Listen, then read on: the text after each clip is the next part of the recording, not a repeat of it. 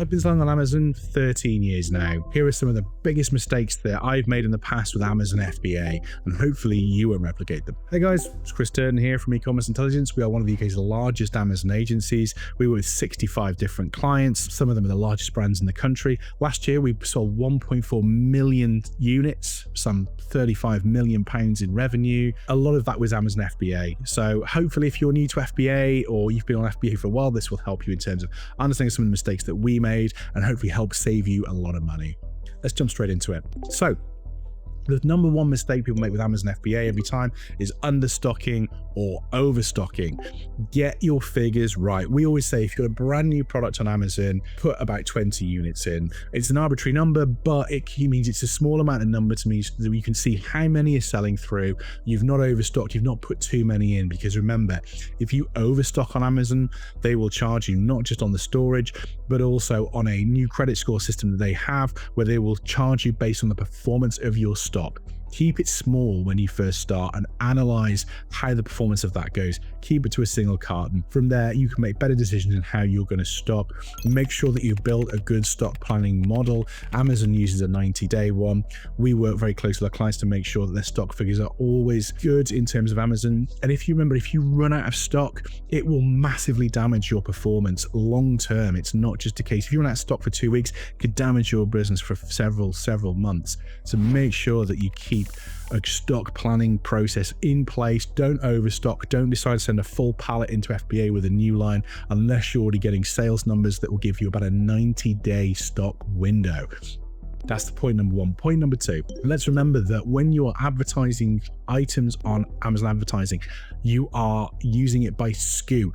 Remember that an FBA SKU, so when you put that item into FBA, and an FBM, if you're fulfilling the item itself, is a different SKU. They are two separate items. So remember that if you're advertising an FBA item, remember to advertise the FBM one as well, because you've got the ability then if you do run out of stock or any issues, your ads are still able to serve a customer.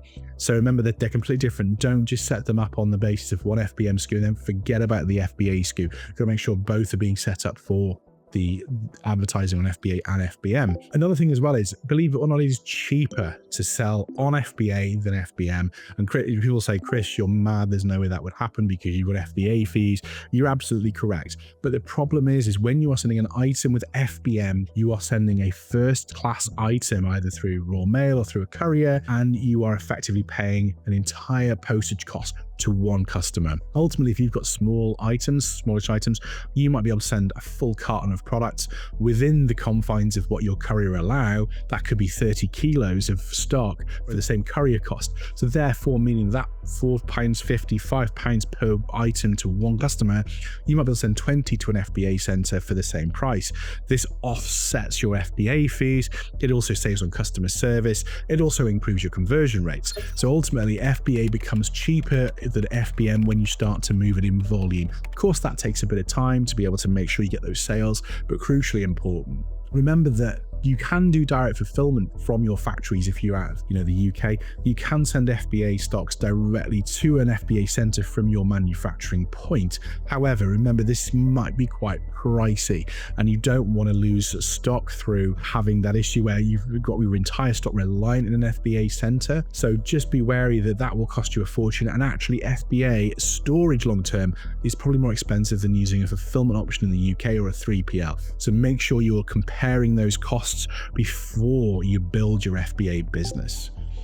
Another point is that you've got to keep records of any shipment and paperwork in case of a super rare case of Amazon losing your stock. Years ago, FBA losses were common, but new technologies, robots, AI, the whole works means that losses in AI in FBA are becoming more and more infrequent. But keep records of all paperwork, of transits, of weights. Just do it, because if there are a loss, you won't be able to get it back. Another one is using your own carrier is sometimes more expensive than using an Amazon partnered carrier. So again, do the due diligence, look at the paperwork, look at the costs of your own carriage, whether using DPD, one of the big couriers in the UK, versus Amazon's partnered carriers, because sometimes those costs don't always add up and you may find more cost-effective solutions using Amazon's partnered carriers.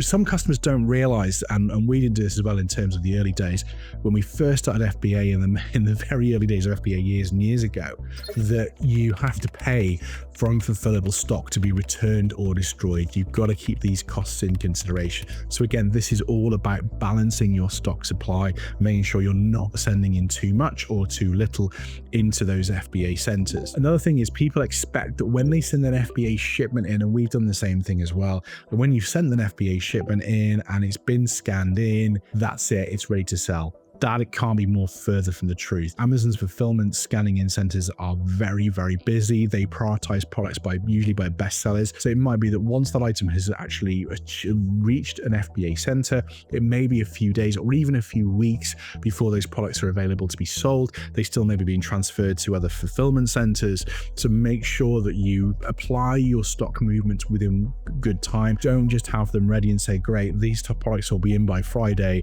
We're going to be out of stock by Saturday. Because again, that won't work. Remember that sometimes that doesn't always happen, especially when it becomes busier in Q4. You might find that it takes several weeks for your items to be scanned in. Just remember to keep that paperwork available to you, and remember to plan for peak times. So another crucial point is that during your peak times, you've got to be able to stock plan and stock forecast with FBA and make sure that you know what you're sending in. If I can just get that through to you about the overstocking and understocking issue, that is such a big point and one of the biggest mistakes that we made in the early days. So hopefully guys, that video has been super helpful for you. I post about Amazon tips and ideas every single week. Have another look up here for another video. Like and subscribe if you like this channel, and I will see you in the next one. Bye.